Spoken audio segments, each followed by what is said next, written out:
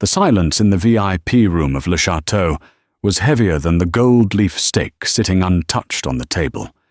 Julian Thorne, a tech mogul worth $40 billion, was shaking. He wasn't shaking from fear. He was shaking from pure, unadulterated rage. He held a tablet like a weapon, screaming into his phone, demanding a solution that his team of Ivy League engineers couldn't provide. He was 5 minutes away from losing his empire. He screamed, "Bring me someone smarter," at the top of his lungs, terrifying the staff. He didn't know the answer was standing right behind him, holding a pot of decaf coffee. This is the story of how a spilled espresso changed the stock market, why you should never judge intelligence by a uniform, and how a waitress named Sarah humbled the most arrogant man in New York. The rain battered against the floor-to-ceiling windows of Le Chateau, Manhattan's most exclusive dining establishment. It was the kind of place where a bottle of water cost more than a standard hourly wage, and silence was the most expensive commodity on the menu. Sarah Bennett adjusted her apron, wincing slightly as the stiff fabric rubbed against her hip. She had been on her feet for 10 hours straight. Her ankles were swollen, and the smell of truffle oil and expensive cologne was starting to make her nauseous. At 26, Sarah had the kind of face that people often described as forgettably pretty. Sharp eyes hidden behind smudged glasses, hair pulled back into a severe, functional bun, and a posture that tried to shrink away from the world. "Bennett!" The hiss came from Marcus, the maitre d'. He was a man who wore a tuxedo like a suit of armor and treated the waitstaff like peasants in his personal kingdom. Sarah hurried over to the service station, keeping her head down. "Yes, Marcus?" "Table 1 is occupied," Marcus whispered, his eyes wide with a mixture of fear and greed. "Julian Thorne. He just walked in with his entourage. I want you on water and coffee service only. Do not speak unless spoken to. Do not make eye contact. If you drop so much as a spoon, you are fired before it hits the floor. Do you understand?" Sarah nodded, her stomach tightening. Julian Thorne. Everyone knew the name. He was the CEO of Ether Dynamics, the tech giant that was currently building the infrastructure for the new global quantum internet. He was a visionary, a genius, and by all accounts, a complete nightmare to work for. The news had been buzzing all week about his upcoming product launch, the Project Orion satellite network. It was supposed to go live in 48 hours. "I understand," Sarah said quietly. "Good. He's already in a foul mood." He threw his coat at the check-in girl. Marcus sneered, smoothing his lapels. "Go. Sparkling water. No ice. And for God's sake, Bennett, try to look less exhausted." Sarah grabbed the crystal pitcher of San Pellegrino and moved toward the private alcove known as the Glass Cage.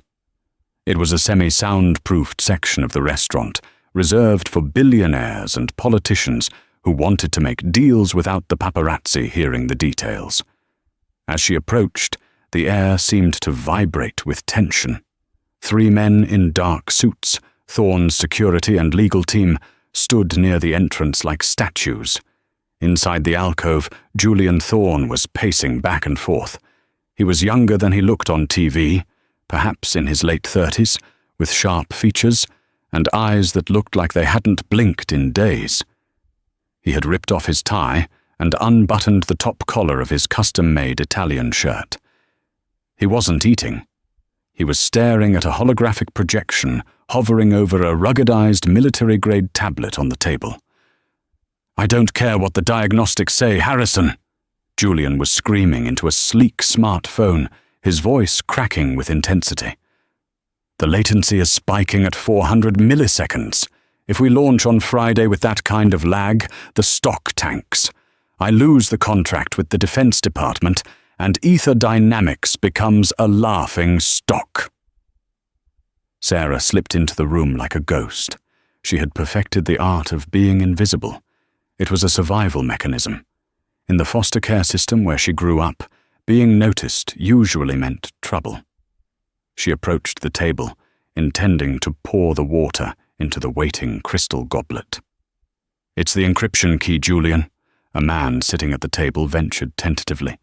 This was David Ross, the CFO of Ether. He looked like he was about to vomit. "The recursive algorithm is looping. It's eating up the processing power." Julian spun around, slamming his hand on the table, causing the silverware to jump. Sarah froze, the pitcher hovering mid-air. "I know it's the recursive algorithm, David," Julian roared.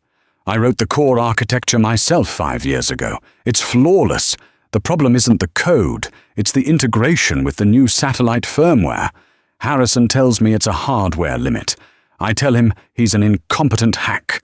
Julian grabbed the tablet, swiping furiously through lines of complex cascading code that scrolled by in a blur of neon blue.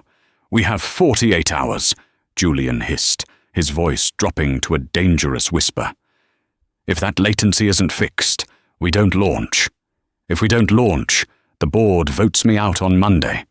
Fix it, or I will burn your career to the ground."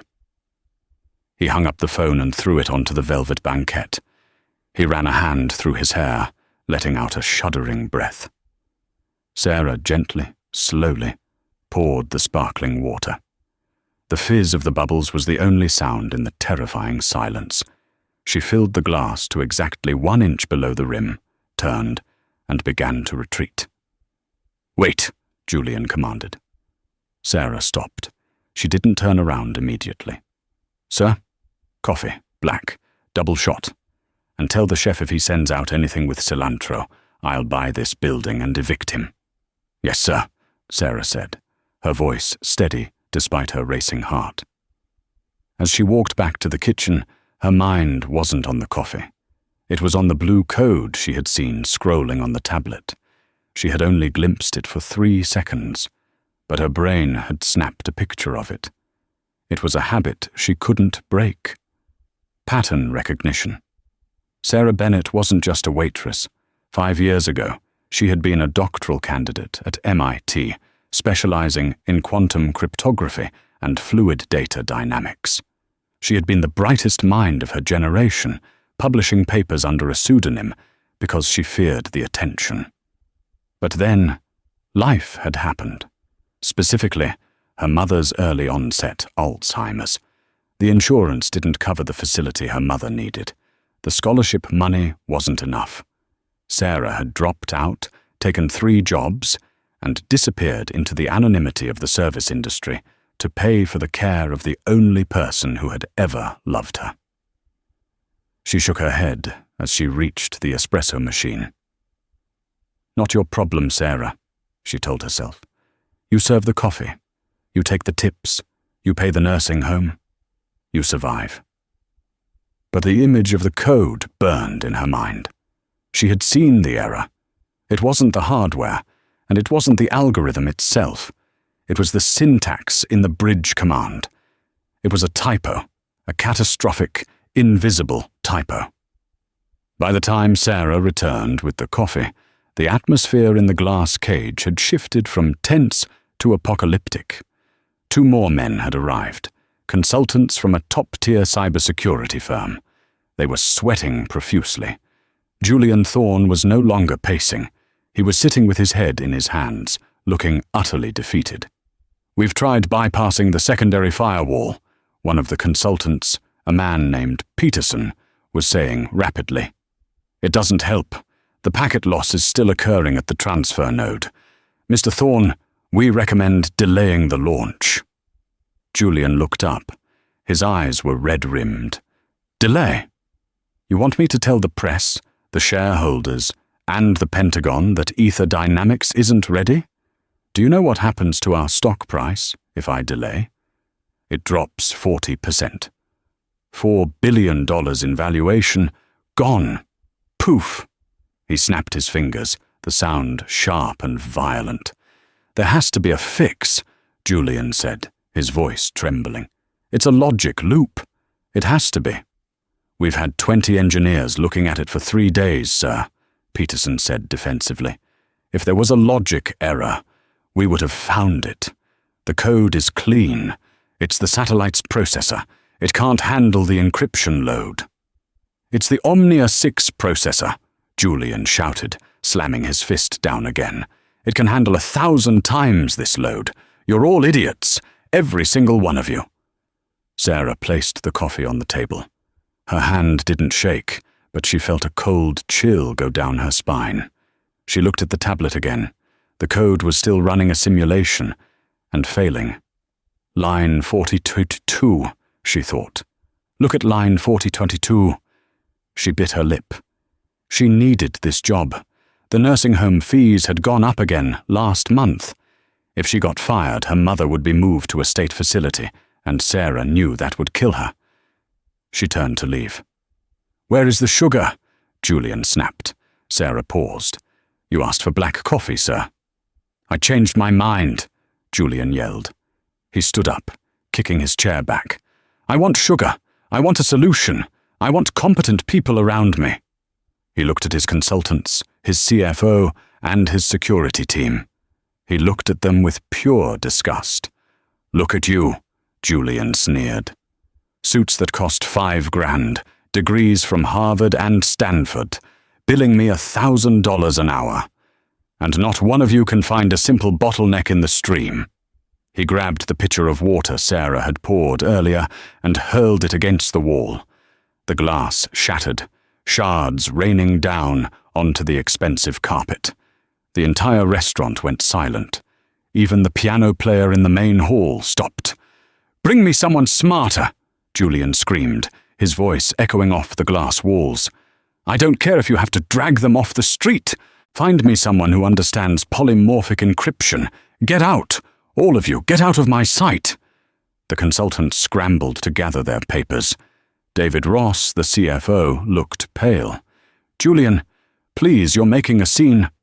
I bought this restaurant's debt last week, David. I can burn it down if I want to. Get out!" The men fled the glass cage, leaving Julian alone, panting, his chest heaving. He slumped back into his chair, burying his face in his hands. Sarah was still standing there. She hadn't moved. She was standing amidst the broken glass and the puddle of sparkling water. Marcus, the manager, came rushing over, his face a mask of terror. He grabbed Sarah's arm roughly. "I am so sorry, Mr. Thorne. I will remove her immediately. Idiot girl, why are you just standing there?" Marcus yanked Sarah's arm hard enough to bruise. "Get a broom. Clean this up and then get out. You're done for the night." Sarah looked at Marcus, then she looked at Julian Thorne. She saw a man who was about to lose everything he had built. She saw the desperation, and suddenly the fear of losing her job was outweighed by the sheer intellectual frustration of watching someone fail to solve a puzzle she had already solved in her head.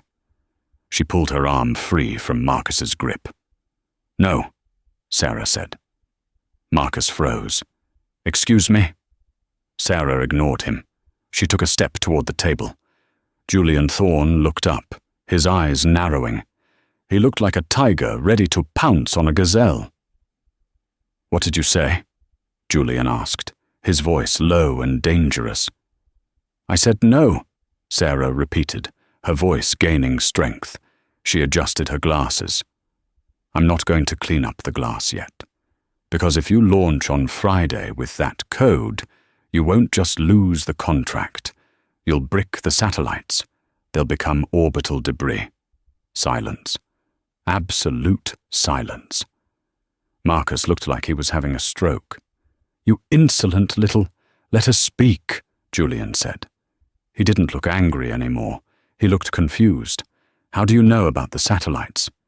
"It's on the news," Sarah lied smoothly. "But the code on your screen, that's not on the news. That's C++ with a custom Python wrapper, specifically the Obsidian syntax you developed in 2018. Julian sat up straighter. "You recognize the syntax?" "I recognize the mistake," Sarah said. She pointed a trembling finger at the tablet.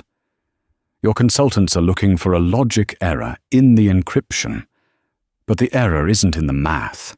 It's in the memory allocation. The memory allocation is dynamic, Julian scoffed. It expands as needed. Not on line 4022, Sarah said.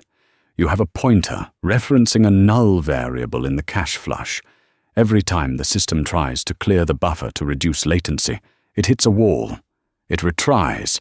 That's your 400 millisecond spike. It's a garbage collection failure. Julian stared at her. He looked at her cheap uniform, her messy bun, her sensible shoes. Then he looked at the tablet. He swiped to line 40,022. His eyes scanned the code. He muttered to himself. He scrolled up. He scrolled down. His mouth opened slightly. "Give me the tablet," Sarah said softly. It was a command, not a request. Julian Thorne, the man who had just fired a room full of experts, slid the military-grade tablet across the table to the waitress. Sarah placed the coffee tray on the floor. She wiped her hands on her apron. She picked up the stylus. "Marcus," Sarah said, without looking up, "bring me a fresh coffee, and do not speak to me." She began to type. The silence in the restaurant had shifted. It was no longer the fearful silence of a staff terrified of a tyrant. It was the stunned, heavy silence of witnessing something impossible. Sarah Bennett stood over the table, her posture changing. The slump in her shoulders, the defensive crouch she had adopted for 5 years as a waitress, evaporated. As her fingers tightened around the heavy, weighted stylus, she wasn't Sarah the waitress anymore. She was Sarah Bennett, the prodigy who had written her first operating system at age 14. She tapped the screen, bringing up the command console. The interface was sleek, dark mode, with high contrast syntax highlighting. It was beautiful. It was familiar. It felt like coming home after a long, cold war. "You're using a recursive pointer on a void object," Sarah muttered, more to herself than to the billionaire watching her. Classic mistake when you try to bridge C++ with the new quantum scripting. The compiler ignores it, but the runtime engine chokes on it every time it tries to dump the cache. Julian Thorne was leaning forward, his elbows on the table, his jaw slightly slack. He watched her hands. They were red and chapped from washing dishes and scrubbing tables, the nails cut short and practical. But they moved across the digital interface with the grace of a concert pianist. "Line 4022, Julian whispered. "I checked that line. It looked clean. It looks clean to the human eye because you used a localized variable," Sarah corrected him, not looking up. She was rewriting the block of code, her strokes rapid and precise. "But the satellite isn't local. It's in low Earth orbit. The variable needs to be global, or the memory address gets lost in the vacuum." Literally. Marcus, the manager, had returned with a cup of coffee. His hands were shaking so badly, the cup rattled against the saucer. He looked between Julian and Sarah, his brain unable to process the image. His lowest-paid employee, the girl he regularly berated for not polishing the silverware enough, was lecturing the richest man in New York on software architecture. "Sir," Marcus squeaked, "should I call security? She's touching confidential property." "Shut up," Julian said, without turning his head. "If you speak again, you're fired, and not just from here. I'll make sure you never manage a hot dog stand again." Marcus froze, his face draining of color. He backed away into the shadows. Sarah didn't hear them. She was in the zone, the flow state. It was a drug she hadn't tasted in years. She deleted the faulty bridge command. She initiated a manual override of the memory allocation table. Tap, tap, swipe. "There," she said softly. "Now, we force the garbage collection to run before the encryption key cycles, not after." She typed in a final command. "Sudo execute patch batch 44. She hit enter. The screen flashed black. Then a spinning blue loading ring appeared. The room held its breath. 10 seconds. 20 seconds. It's compiling, Julian breathed. It usually crashes at 15 seconds. 30 seconds. The screen flashed green. A chaotic stream of data began to scroll down the screen, but this time it wasn't the jagged, red text error logs. It was smooth, flowing streams of white text. A number in the top right corner of the dashboard began to drop. Latency: 400 mils, 350 pins, 200 mils. Julian stood up slowly. He was staring at the number like it was a religious vision. Latency: 100 mils, 50 mils. The number turned a bright neon green. Latency: 4 mils stable. 4 milliseconds, Julian whispered. His voice cracked. He looked at the live feed from the satellite test rig. The video stream, which had been choppy and pixelated before, snapped into crystal clear 8K resolution. It's real time. It's actually real time. He looked up at Sarah. Sarah placed the stylus gently on the table. The adrenaline was fading, replaced by a sudden, crushing wave of exhaustion and reality. She remembered where she was. She remembered the smell of the truffle oil.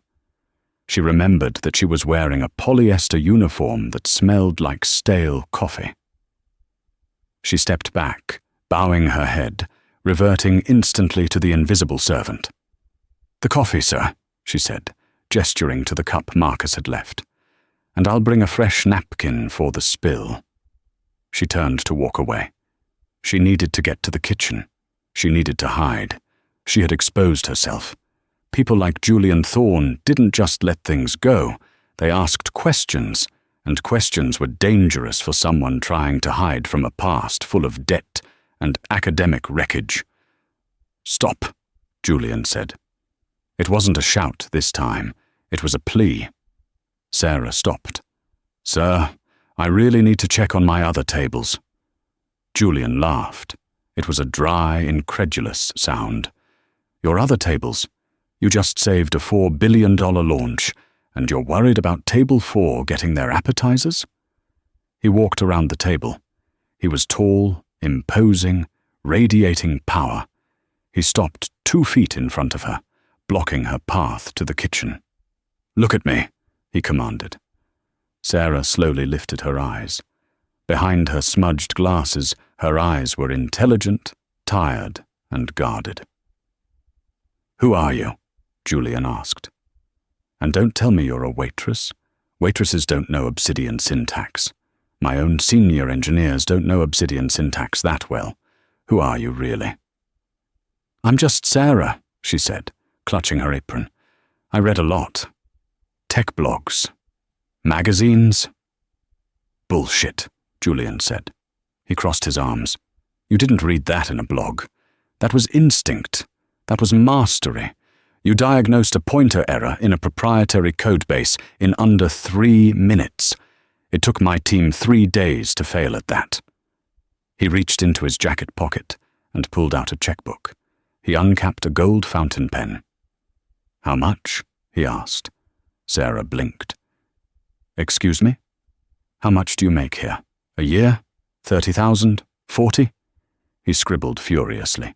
He tore the check out and held it up. $50,000, Julian said. "Just for tonight. For the fix. Take it." Sarah looked at the piece of paper. $50,000. That was 2 years of care for her mother. It was the difference between the state facility with the moldy walls and the private care home with the garden her mother loved. Her hand twitched. Every instinct in her body screamed at her to take it. But she knew how this worked. If she took the money, she was on his payroll. If she was on his payroll, he would run a background check. He would find the debts. He would find the academic suspension. He would find the incident at MIT that had ruined her name, the incident she hadn't actually committed, but took the fall for. "I can't take that," Sarah said, her voice trembling. "I didn't do it for the money. I did it because the code was wrong, and it was bothering me." Julian stared at her, the check hovering in the air between them. His eyes narrowed. The gratitude was fading, replaced by the cold, calculating suspicion of a man who had enemies everywhere. "You won't take money," he said slowly. "You're working a minimum wage job, but you refuse 50 grand. That doesn't make sense. Unless—" He took a step closer. The air temperature seemed to drop. "Unless you're not supposed to be here," Julian said darkly. "Who sent you? Are you with Vertex Systems? Did they plant you here to sabotage me, and you had a change of heart? Or is this a play to gain my trust so you can inject a back door into the system later?" Sarah's eyes went wide. "What? No. I'm just a waitress." "Nobody is just anything," Julian snapped. He turned to his security guard, a massive man named Graves who was standing by the entrance. "Graves, lock the doors. Nobody leaves the restaurant, especially not her." The atmosphere in Le Chateau transformed instantly from a high-end dining experience to a hostage situation. The security guard, Graves, moved with frightening speed, locking the heavy oak double doors and standing in front of them with his arms crossed. The few other diners in the restaurant began to murmur, looking around in confusion. Marcus, the manager, looked like he was about to faint. "Mr. Thorne," Marcus quavered, "you can't lock the doors. This is false imprisonment. The fire codes. I'll buy the fire department if I have to," Julian roared. He turned his focus back to Sarah. The charm was gone. The desperation was gone. Now, he was the shark that had eaten Silicon Valley alive. He pointed to the booth. "Sit down." "I have work to do," Sarah said, her heart hammering against her ribs like a trapped bird. "Your shift is over. Sit down." Sarah looked at Graves by the door. She looked at Marcus, who was useless. She realized she had no choice. Slowly, she slid into the velvet booth, sitting opposite the man she had just helped. Julian sat down across from her. He placed the tablet between them, the green latency, 4 alls, still glowing softly. "Let's start over," Julian said, his voice deceptively calm. "Full name?" "Sarah Bennett." Julian pulled out his phone. He didn't dial. He opened an app that looked like a direct line to a database. "Sarah Bennett. Common name. Date of birth?" Sarah hesitated. "June 14th, 1998, Julian typed. He waited. He frowned. "I have a Sarah Bennett listed in New York. Works here at Le Chateau. No criminal record. Credit score is abysmal. Heavy debt load. Student loans. Medical debt." He looked up, his eyes piercing. "You owe $200,000 to various institutions, and yet you just turned down a $50,000 check. Why?" "That's personal," Sarah said, gripping her hands together under the table. "Nothing is personal when you touch my code," Julian said. "Where did you learn C++? Where did you learn Obsidian?" "I told you. Online." "Lie," Julian said calmly. "Obsidian isn't online. It's a proprietary language I developed in-house. It's not on GitHub. It's not on Stack Overflow. The only people who know that syntax are my employees and—" He paused. His eyes widened slightly. "And the students of Professor Alistair Vance at MIT. I shared the beta architecture with him 5 years ago for his Advanced Dynamics seminar." Sarah stopped breathing. Julian saw the reaction.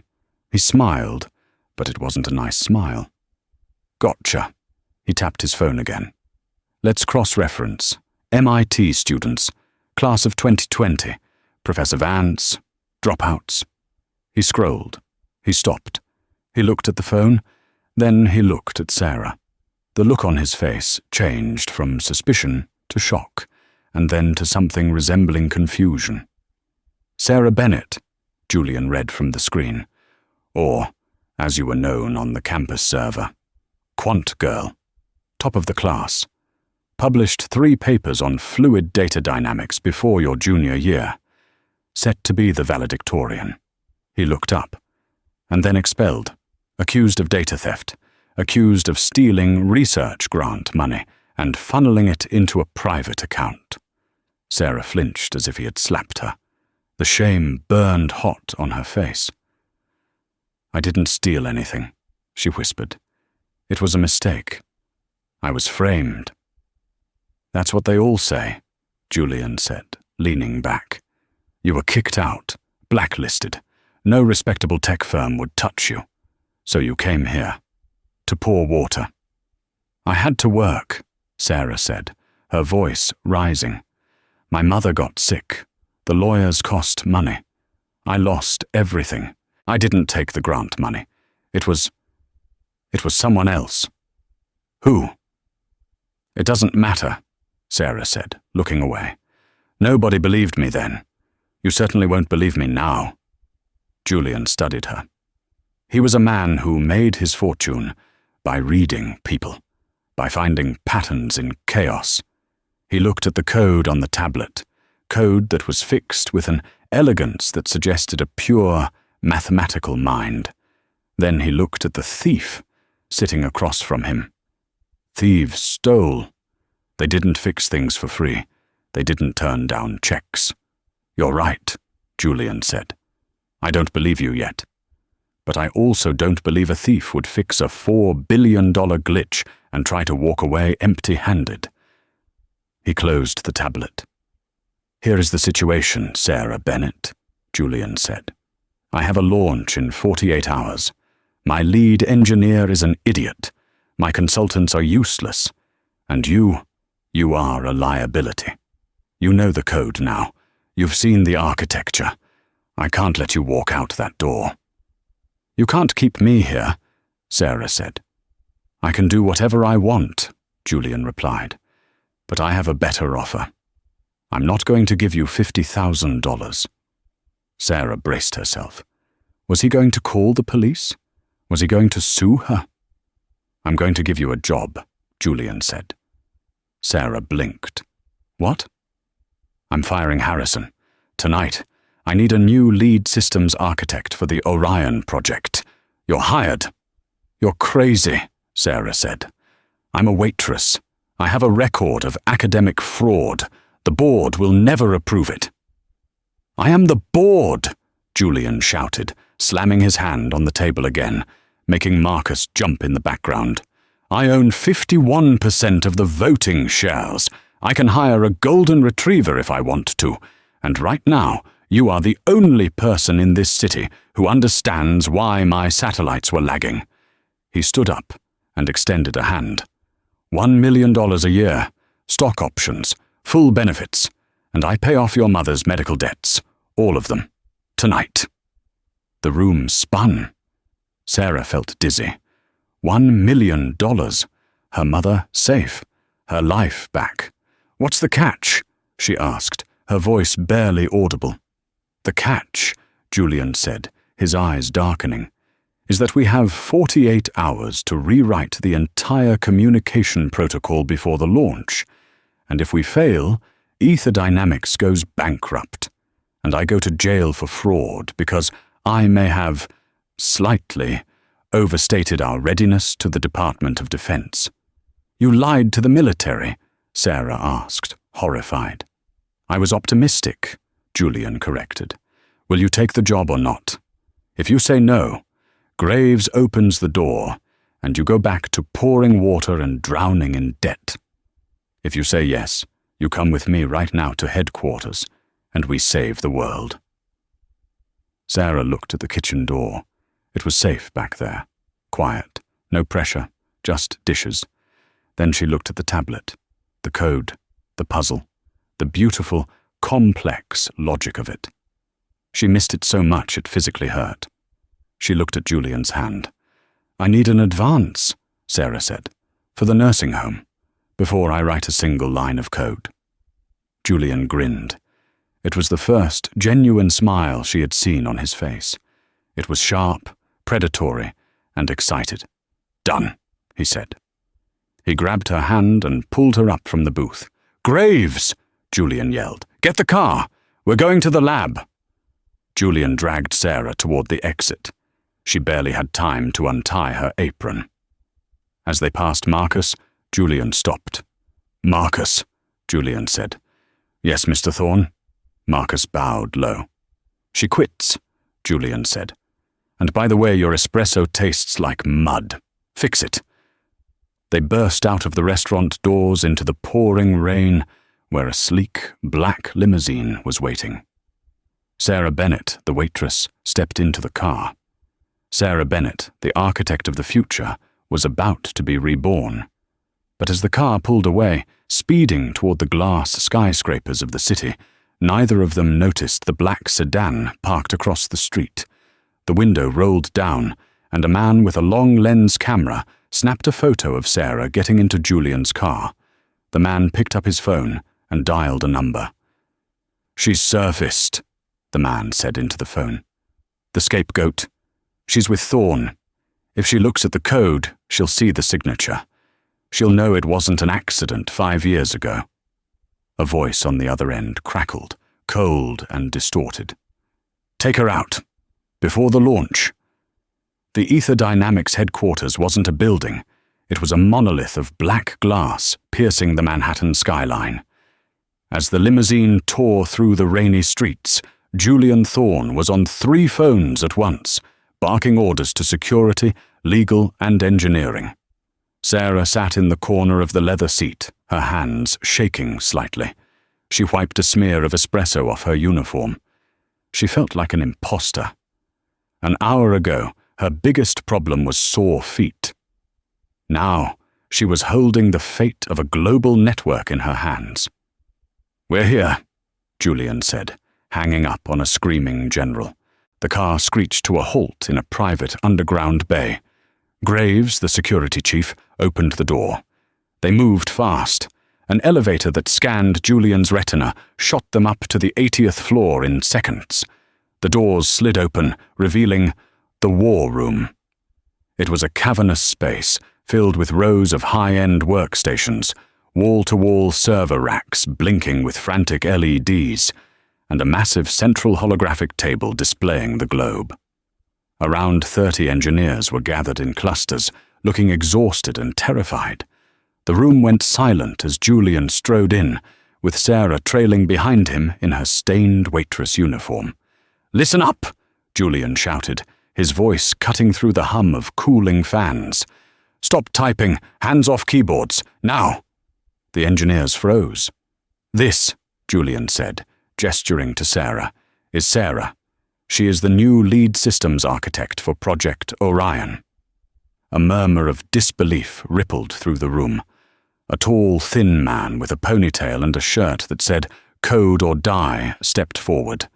This was Harrison, the current lead. He looked like he hadn't slept in a week. "Julian, you can't be serious," Harrison scoffed, looking Sarah up and down with a sneer. "She's wearing a waitstaff uniform from Le Chateau. Did you run out of coffee? We don't need a barista. We need a miracle." "She just fixed the latency loop in the alpha build," Julian said coldly, while serving me decaf. "What have you done today, Harrison, besides burn through my electricity?" "The latency loop is hardware," Harrison insisted. "It's the Omnia chips." "It was a null pointer in the cache flush," Sarah spoke up. Her voice was quiet, but it carried a tone of absolute certainty. "Line 40,022. You localized the variable. The satellites couldn't dump the trash data, so they were choking on it." Harrison blinked. That's impossible. The compiler would have flagged it." "Not if you're using the Obsidian wrapper," Sarah said, stepping past Julian toward the main console. She felt the old rhythm coming back. The code didn't care what she wore. The code only cared about logic. Obsidian prioritizes speed over syntax checking in the render pipeline. You should know that. It's on page 45 of the documentation. Harrison turned red. I didn't memorize the documentation." "I did," Sarah said. She sat down at the main terminal, the captain's chair. "Now move. I need to re-index the entire communication protocol before the encryption keys rotate at dawn. Harrison stood his ground. I'm not taking orders from a waitress. Then you're fired, Julian said, casually. Security, escort Harrison out of the building. Revoke his clearance. Wipe his devices. Graves stepped forward, his hand resting on his belt. Harrison's arrogance crumbled instantly.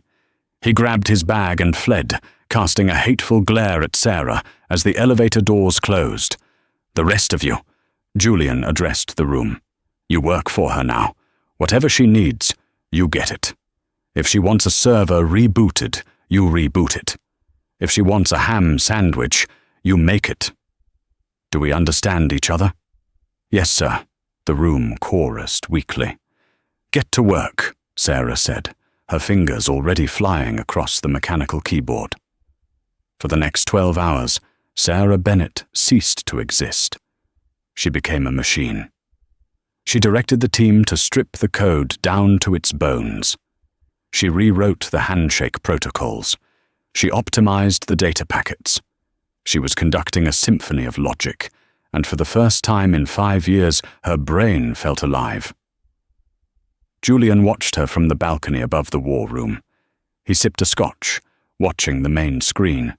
The red error zones on the global map were turning green, one by one. She's incredible, David Ross, the CFO, whispered, standing beside him. Where did you find her? Hiding, Julian said softly. In plain sight. But as the sun began to rise over the city, painting the war room in jagged stripes of orange light, Sarah hit a wall. She was deep in the kernel of the satellite's operating system, looking for any other inefficiencies when she saw it. It wasn't a bug. It wasn't a typo. It was a block of code that didn't belong there. It was hidden inside a dummy audio file, masked to look like system noise. Sarah froze. Her heart stopped. Julian, she called out, her voice tight.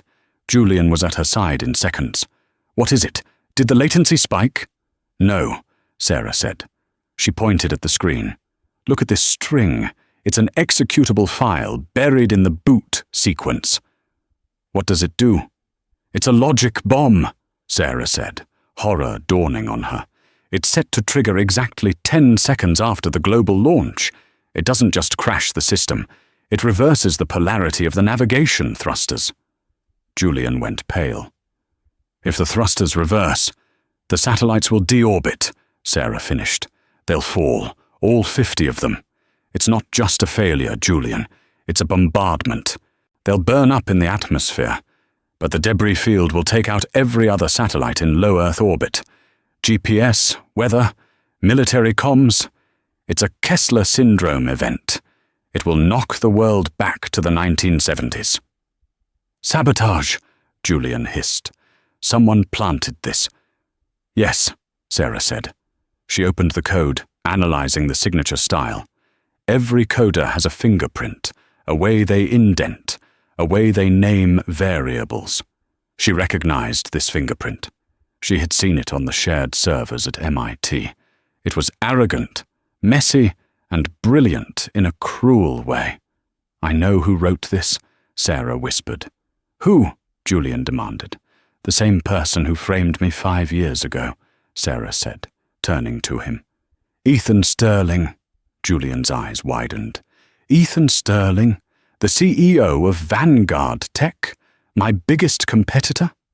He was in my class, Sarah said. He stole my research. When I tried to report him, he planted the evidence on my laptop. His father was on the board of trustees. They expelled me to protect him. He built his entire career on my algorithm.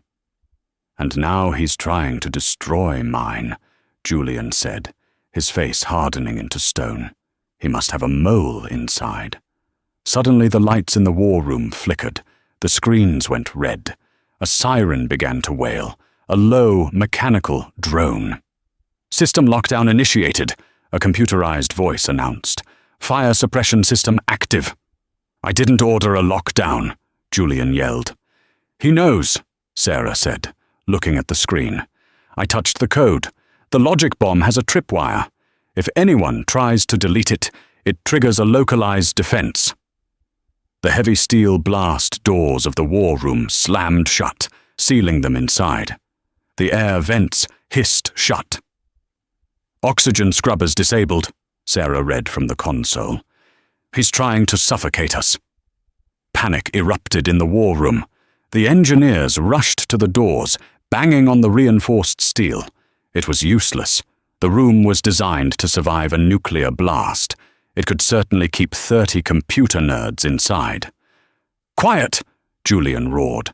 "Don't waste oxygen." He turned to Sarah. "Can you override it?" "I'm trying." Sarah's hands flew across the keyboard. "He's locked us out of the building controls. He's tunneling in from an outside connection. He's seizing the admin privileges." On the main screen, a face appeared.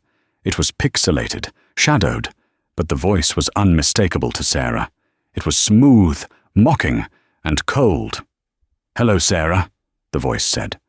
"I wondered where you ended up. A waitress. How poetic." "Ethan," Sarah said, staring into the camera lens. "Stop this. You're going to kill people." "Only if Julian doesn't sign over the rights to the Orion network," Ethan's voice replied. "Julian, listen carefully. You have 30 minutes of air left in that room. Transfer the IP rights and the encryption keys to Vanguard Tech, and I unlock the doors. Refuse and, well, it's been a tragedy. Gas leak at Ether Dynamics kills entire engineering team. The stock will plummet, and I'll buy your company for pennies." "I'll never sell to you," Julian spat. "Then take a deep breath," Ethan laughed. The screen went black. "He's bluffing," Julian said, though sweat was beading on his forehead. "He's not," Sarah said. She was typing furiously, sweat stinging her eyes. "The CO2 levels are already rising. We have 20 minutes, not 30. The room is full of people hyperventilating." "Hack the door," Julian commanded. "I can't, it's hardwired," Sarah said. "But I can hack the hacker." "What?" "Ethan is arrogant," Sarah said, a fierce determination lighting up her eyes. "He always leaves a back door for himself so he can watch his work. He's connected to the system right now to monitor the lockdown.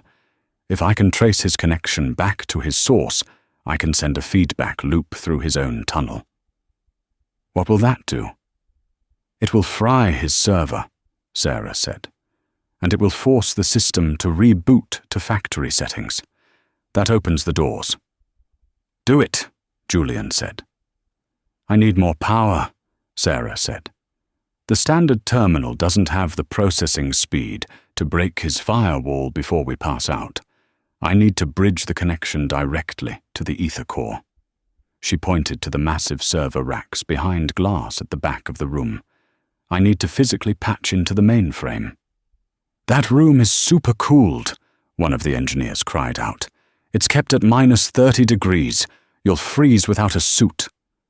"There are no suits here," Sarah yelled, standing up. "Julian, I need you to help me open the server panel. Everyone else, sit on the floor and breathe shallowly." Julian grabbed a heavy fire extinguisher. "Let's go." They ran to the glass wall of the server room. Julian smashed the extinguisher against the glass. It cracked. He hit it again, and again. With a shattering crash, the glass gave way. A blast of Arctic air hit them instantly. It was biting, painful cold. Sarah gasped, her breath forming a cloud. She ran inside, her thin waitress uniform offering zero protection. "Which port?" Julian yelled, shivering as he followed her. "Terminal Alpha." Sarah pointed to a black monolith in the center. "I need to connect the maintenance laptop directly to the spine." Her fingers were already going numb. The cold was agonizing. It felt like needles piercing her skin. She fumbled with the cable. "Here," Julian said. He grabbed her hands, rubbing them violently to generate heat. He took off his suit jacket and draped it over her shoulders, leaving himself in just a dress shirt. "Focus. You can do this." Sarah plugged the cable in. She opened the laptop. The screen was sluggish in the cold. Connection established. She started the trace. Trace, 20%. "Come on," she chattered, her teeth clacking together. "Sarah," Julian said, standing behind her, shielding her from the blast of the cooling fans. "Why did you really take the blame 5 years ago?" Sarah typed, her fingers blue. "My mother was sick then too. Ethan, he promised to pay for her treatment if I took the fall. He said it would just be a suspension. He lied. He got me expelled, and he never paid." Julian's jaw tightened. "I'm going to destroy him. I promise you. Just keep typing." Trace, 60%. Suddenly, the speakers inside the server room crackled. "You're persistent, Sarah," Ethan's voice sneered. "But you're too slow. I see what you're doing. I'm uploading the logic bomb early. Goodbye." "No!" Julian shouted. "He's accelerating the launch sequence," Sarah screamed. "If the satellites activate while we're in lockdown, the surge will blow this building up." Trace, 80%. "I need a distraction," Sarah yelled. "He's blocking my packets. I need someone to overload the external bandwidth so his firewall gets distracted." "How?" Julian asked. "The phones," Sarah said. "Every phone in the building. We need to ping the server all at once." Julian ran to the door of the server room. He shouted into the war room. "Everyone, take out your phones. Start streaming. Download. Upload. Spam the network. Now." The 30 engineers, lightheaded from lack of oxygen, fumbled for their devices. They started downloading 4K movies, streaming live video, pinging every website they knew. Network traffic, critical. "It's working," Sarah cried. "His firewall is lagging." Trace, 95%. "Got you," Sarah whispered. She hit the final key. Execute. Feedback. Loop overload. A spark exploded from the laptop. Sarah screamed as a jolt of electricity zapped her fingers. The lights in the war room died completely. Darkness. Then the emergency lights bathed the room in red. Clunk. The heavy blast doors hissed. They began to open. Fresh air rushed into the room. The engineers cheered, gasping for breath. But in the server room, Sarah didn't cheer. She slumped forward, sliding off the chair onto the freezing floor. "Sarah!" Julian shouted. He scooped her up in his arms. She was ice cold. Her lips were blue. He carried her out of the freezing chamber into the war room. "Get a medic!" Julian screamed, laying her on the table. "Get a medic now!" He pressed his hand to her cheek. "Sarah, stay with me. You beat him. You won. Don't you dare check out on me now." Sarah's eyelids fluttered. She looked up at him, her vision blurring. "Did we save the satellites?" she whispered. "We saved everything," Julian said, his voice breaking. "Good," she murmured. "I still need that advance for my mum." Her eyes rolled back, and she went limp in his arms. The beeping was steady, rhythmic. It was the first thing Sarah heard before the smell of antiseptic and expensive lilies hit her nose. She blinked her eyes open. She wasn't in a typical hospital room. The walls were a soft cream color. The sheets were high thread count cotton, and through the window she could see Central Park bathed in the golden light of late afternoon. "You're awake." Julian Thorne was sitting in a chair next to the bed. He looked different. The tie was gone. The aggressive posture was gone. He looked tired, but for the first time since she met him, he looked at peace. He was reading a paperback book, something about quantum mechanics. "How long?" Sarah croaked. Her throat felt dry. 3 days, Julian said softly, closing the book. He poured a glass of water and held it to her lips, his hand gentle. "You had severe hypothermia and exhaustion. The doctors said your body just shut down. It needed a reboot." Sarah drank the water greedily. Then the memory rushed back. The freezing server room, the code, Ethan, the launch. she gasped, trying to sit up. Did the satellites— Relax. Julian smiled, gently pushing her back against the pillows. Project Orion went live 24 hours ago. It's flawless. Global latency is holding steady at 4 milliseconds. The Defense Department is calling it a technological miracle. The stock price has tripled. Sarah let out a long breath, sinking into the mattress. And Ethan? Julian's expression hardened, a glint of cold satisfaction entering his eyes. He tried to run. After you fried his server, the feedback loop didn't just reboot his system. It dumped his entire hard drive onto the public net. Every email, every stolen patent, every bribe. Julian reached for a remote and turned on the television mounted on the wall. It was a news channel. The headline read, Vanguard Tech CEO arrested in fraud scandal. The footage showed Ethan Sterling, handcuffed, being led out of his penthouse by FBI agents. He looked disheveled, terrified, and small. They found the logic bomb code on his private drive, Julian explained, along with the evidence that he framed you at MIT 5 years ago. The university has already issued a public apology.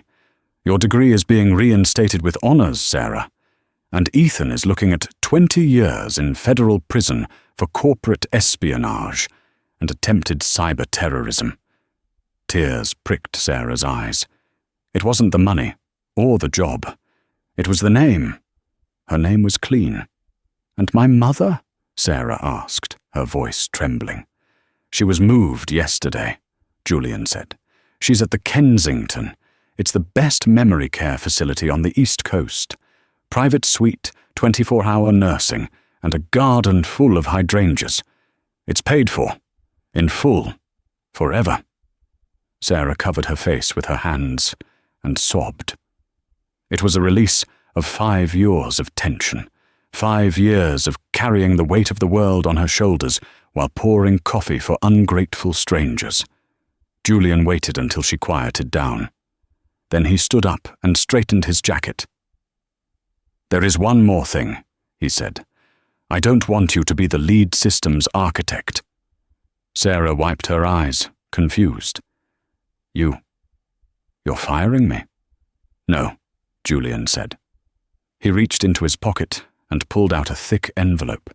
He placed it on the bed. I'm promoting you. I don't need an employee, Sarah. I need a partner. I need someone who tells me when I'm wrong. I need someone who is smarter than me. Sarah opened the envelope. It was a contract, not for employment, but for equity, co-founder status. I'm spinning off the software division into a new company, Julian said. I want you to run it, as CEO. Sarah looked at the contract, then at Julian. I'm just a waitress. No, Julian shook his head, leaning in close, his eyes locking with hers. You were never just a waitress. You were a queen in exile. It's time to take your throne. He held out his hand. So, what do you say? Ready to build the future? Sarah looked at his hand. She thought of the glass cage at the restaurant, the broken pitcher, the rain, and the cold server room. She thought of the life she had left behind. She smiled, took his hand, and squeezed it. Only if I can ban decaf coffee from the office, she said.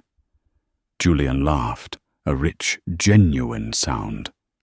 Deal. What an incredible journey, from being silenced and humiliated in a high-end restaurant to becoming the CEO of a tech empire. Sarah Bennett proved that true intelligence can't be hidden by a uniform. Julian Thorne learned the hardest lesson of his life. Never judge someone by their station, only by their mind. In the end, the waitress didn't just serve the billionaire. She saved him. And Ethan Sterling found out the hard way that when you try to destroy a genius, you usually just end up engineering your own destruction. If you enjoyed this story of karma, redemption, and high-stakes tech drama, please smash that like button. It really helps the channel grow. Don't forget to share this video with anyone who needs a reminder that their current situation doesn't define their future. And if you haven't already, subscribe and hit the bell notification so you never miss a story. Question for the comments. Have you ever been underestimated by someone because of your job or appearance? Tell me your story below. I read every single comment. Thanks for watching, and see you in the next video.